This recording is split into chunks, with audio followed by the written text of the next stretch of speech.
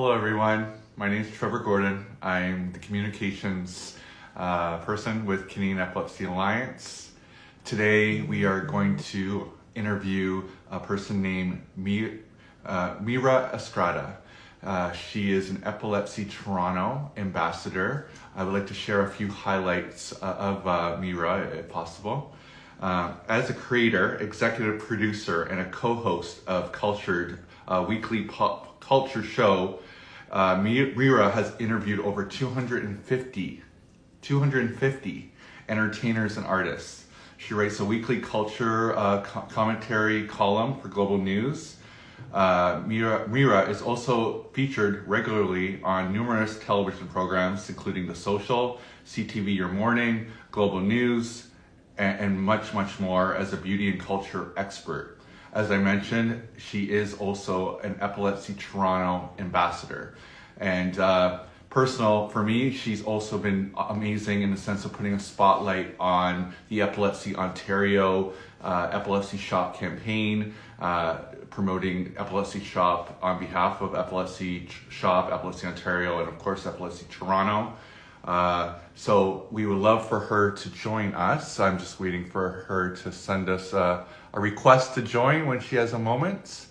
And I think there she is.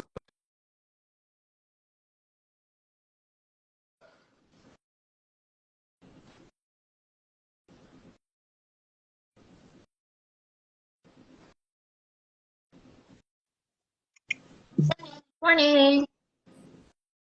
Good morning. I think you're cut off a little bit. How's that? Is that okay? You might just want to move your screen. Oh, there we can see your eyes now. You're cut off. Better? Better. Yep. There we go. Let's go back a bit. Okay. I experienced that myself. I had a perfect shot, and then when the boxes went apart, my whole forehead got cut off. But now we see you. Okay. How are you? Awesome. I'm okay, thanks. Thanks for doing this with us. Sure. You have a long bio of amazing highlights. Thank you. So my first question to you is, because I read even half of your beautiful tons of highlights and experience, do you ever sleep? I do. Actually, sleep is a big thing for me because I have epilepsy, and so probably my two biggest triggers are sleep and lack of sleep and stress. Not the perfect combo for this industry, but make it work. Well, you beat me to the punch for my next question. I was basically going to ask you, I mean, you do a lot for the epilepsy community with your ambassador work with Epilepsy Toronto, Epilepsy Ontario, the shop. What is your connection to epilepsy? So you mentioned you have epilepsy. When were you diagnosed? Have you had it your whole life? If you'd like to share any of that, please. Yeah, for sure. I mean, so I was diagnosed 16 years ago now, in my late 20s. I'm 45 now. And it sort of just came out of nowhere. I was on actually a vacation on a cruise with my then boyfriend, now husband, and that's when I had my first grand mal seizure. And since then, I've probably had over 22, 23 seizures. I just hit my 1 year milestone seizure free, and then unfortunately last week I had another grand mal seizure. So the countdown begins again.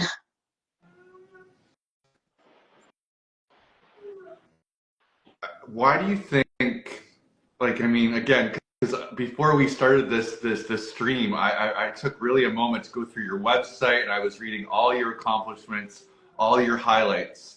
Why do you think it's important for you yourself as a public figure, a celebrity, to create epilepsy awareness? Not just because of your personal, obviously, connection to epilepsy, but why do you think it's important to use your platform for creating epilepsy awareness? I mean, I think it's important because so many people, there are so many myths and misconceptions and stigma. That's part of one of the goals this year is to, it's hashtag end epilepsy stigma, because people think that you would be a certain way, you can't do certain things, and everybody's journey with epilepsy is different.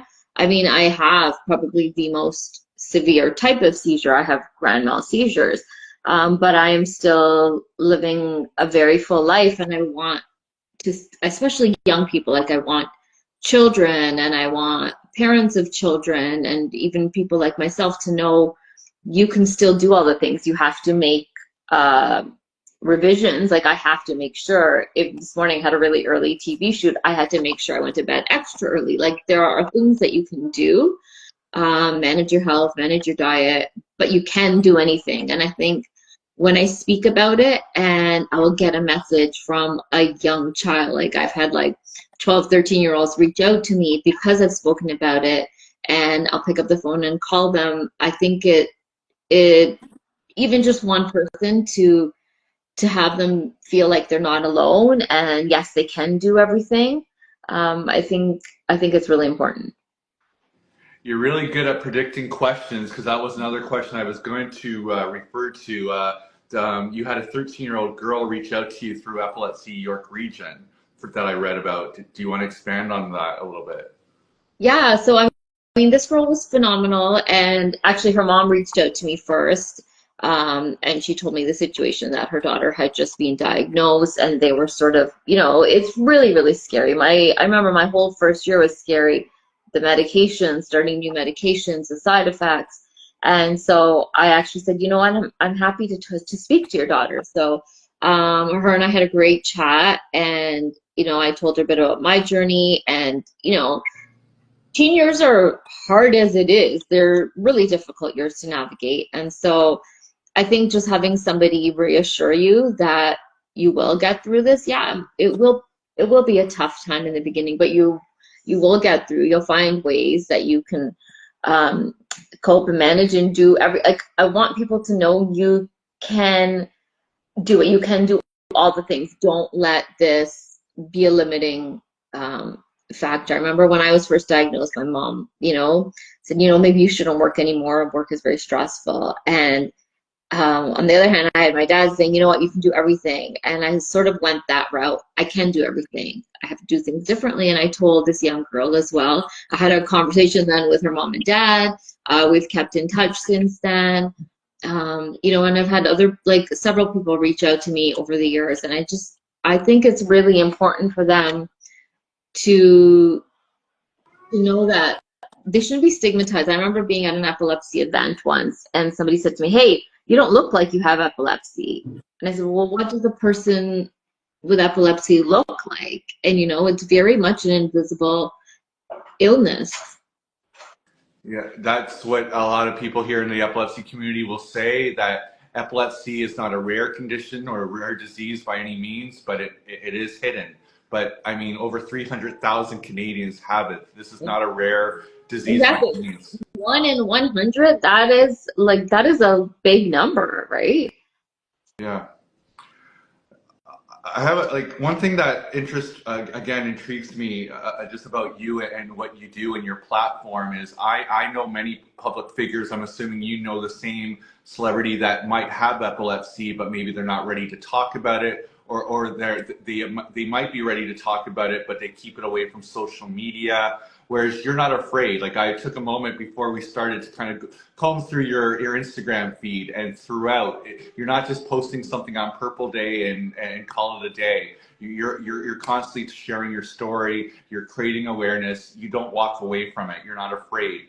What would you say is sort of the difference between you? I'm not here to force people to talk about it if they're not ready to talk about it, but it seems like maybe they might be embarrassed to talk about it for their Instagram cosmetics, so to speak.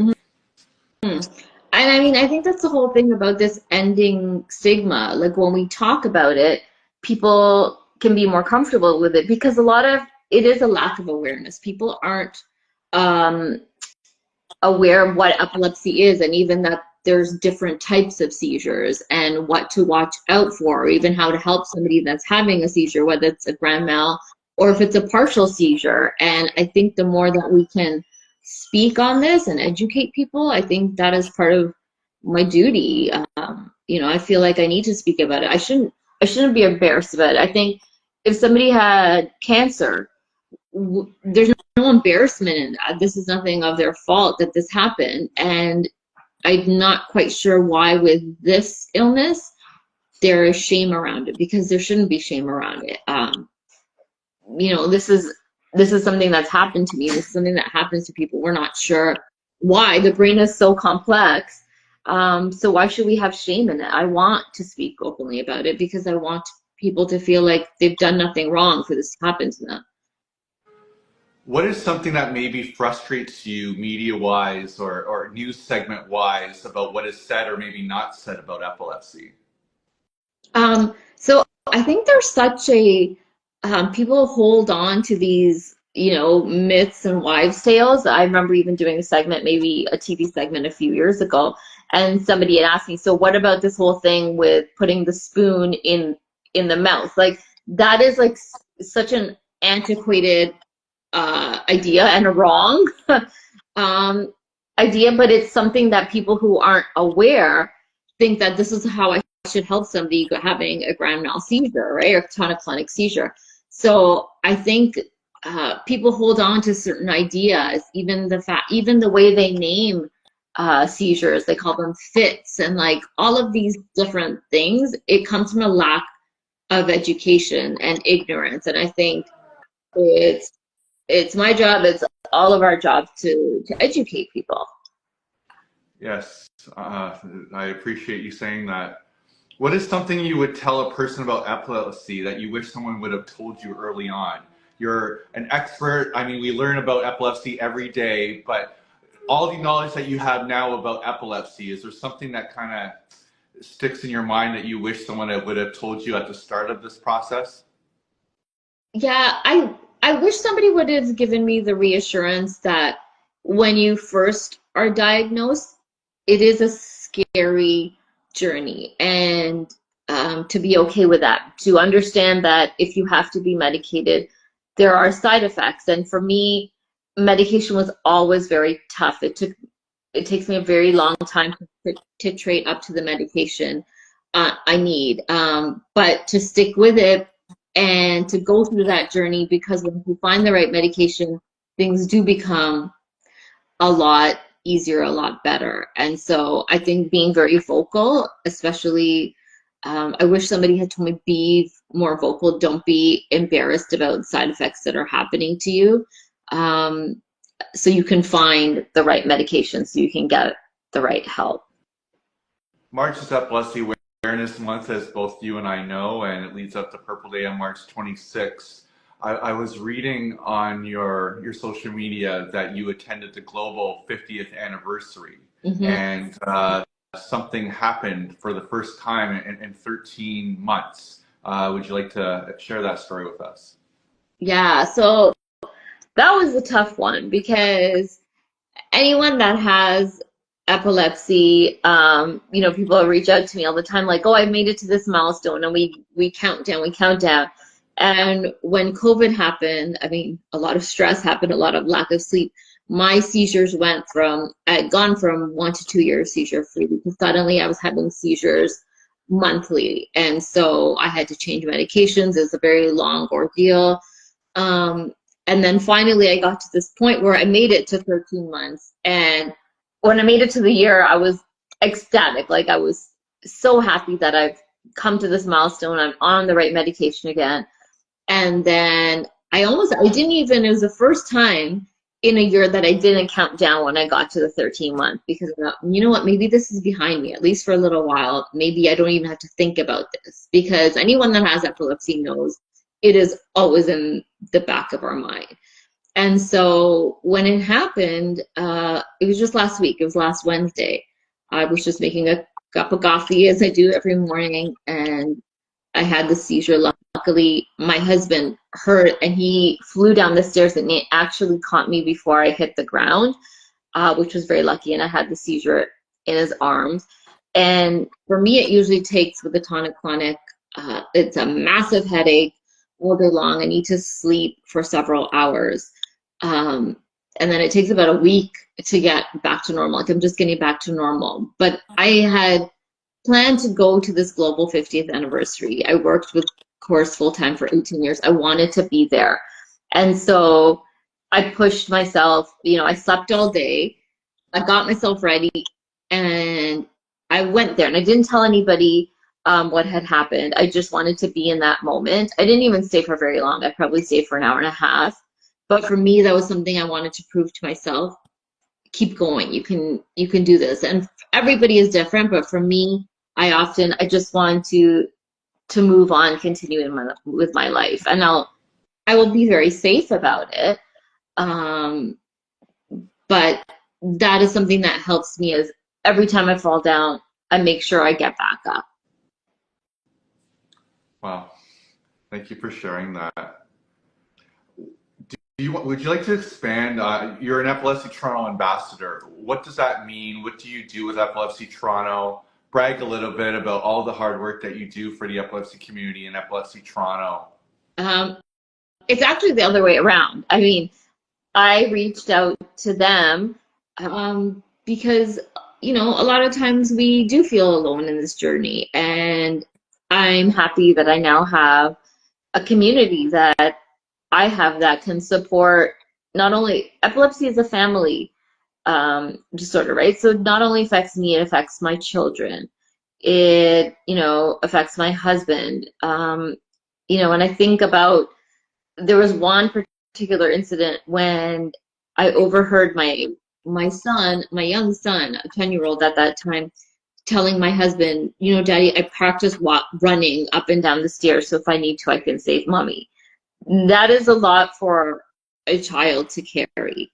And so I'm glad that Epilepsy Toronto and all of these organizations have resources for children because it affects our children as well, not only the children who are going through epilepsy, but ones who have family members, whether it's siblings, parents. And so I think they've done a lot for me and for my children. And at the least I can do, I'm part of their communications committee. I have to say I'm very bad. I miss a lot of the meetings, but whenever, because I'm in the public eye, whenever I can speak on it, I will. On Purple Day, I'm going to be on Global News National speaking about it. And I'm very happy to speak about my personal journey for people to see the person. I'm more than epilepsy. I am a person, a multifaceted person.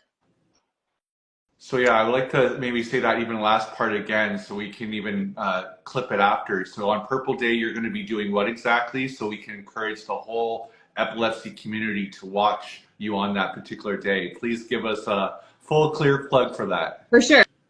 So on Purple Day, on March 26th, I will be on the morning show on Global, airing nationally across the country, sharing my experience and how all of us can be part in raising awareness, educating ourselves, and showing our purple.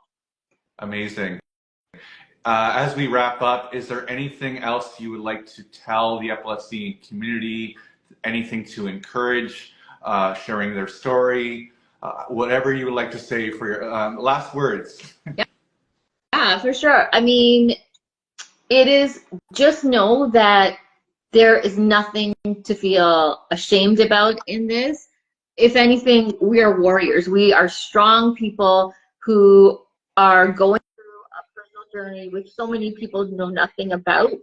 And we are thriving, we are surviving, and we're not alone in this. And so please don't ever feel alone. Please reach out. There's amazing organizations right across the country. Reach out if you need support. And we got this. We are together and we have this. Thank you so much for joining us. Thank you. Well, more importantly, thank you for everything you do for epilepsy. Well, I don't need to thank you for all the work you do for Epilepsy Toronto, but thank you for everything you do for Epilepsy Toronto, the epilepsy community, just putting a spotlight on epilepsy. As we both know, epilepsy needs to be spoken about more than it is, and with people like yourself, you're helping that. So thank you, thank you, thank you for all the work you do for creating epilepsy awareness. Thank you. Thank you, and have a great day. You too. Bye.